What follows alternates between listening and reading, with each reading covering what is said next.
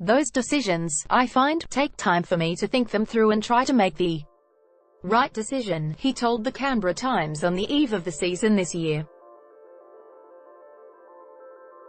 Loading, so I'm in no real hurry. I'll talk to my manager and partner, Emma, and come up with a plan. We'll see over the next few months. A Pocock-less future is a bleak one to contemplate for Wallabies fans. In an era of declining form and fortune, Pocock has been one of a very few players they could point to and say, straight-faced, he's ours and he's world-class, but it is a reality for which fans must prepare. Coaches and administrators are well down that path. With his 3-year deal over at the end of the year, Pocock will return to the Panasonic Wild Knights and former Wallabies coach Robbie Deans after the World Cup. But whether he will come back to the Brumbies in Australia after that is very much in doubt. There is the physical aspect, which has been well publicised.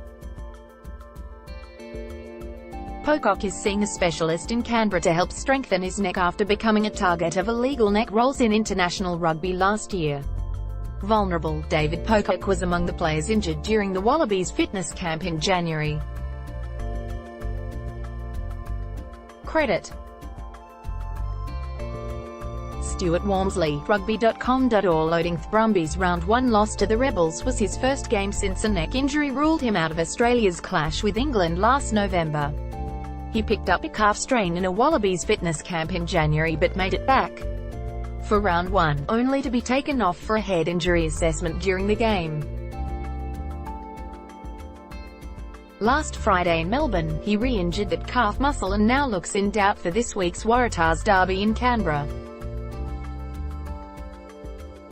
Pocock is as valuable to the Wallabies as Rebels halfback Will Junior and as vulnerable, after more than a decade of being relied heavily upon in professional and Test rugby.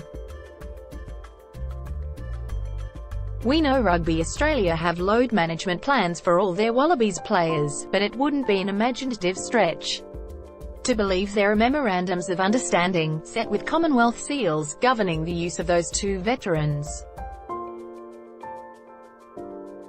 Then there is the mental aspect. A dedicated servant of club and country since his debut for the Western Force in 2006, it is also clear that his passions lie outside rugby. If he follows the example set by All Blacks captain Kieran Reid, who announced his post-World Cup retirement last week, plying his trade in Japan will grant him the time and money to pursue them with the same mix of method and magic that have made him a gift to rugby this past decade. His controversial sabbatical in 2017 was a masterstroke of sensible governance, allowing Pocock to refill both tanks and return physically and mentally refreshed for the Brumbies and Wallabies last year. In October, he was awarded the John Eales Medal, a resounding player-led endorsement of his value to the Australian game, even after a year away. Now, the game awaits his decision. There is no rush. Pocock has earned the right to make the call in his own time. But a tip from the press box: buy a ticket, take your daughters and your sons. Go watch Australia and Zimbabwe's line of international rugby while you still can.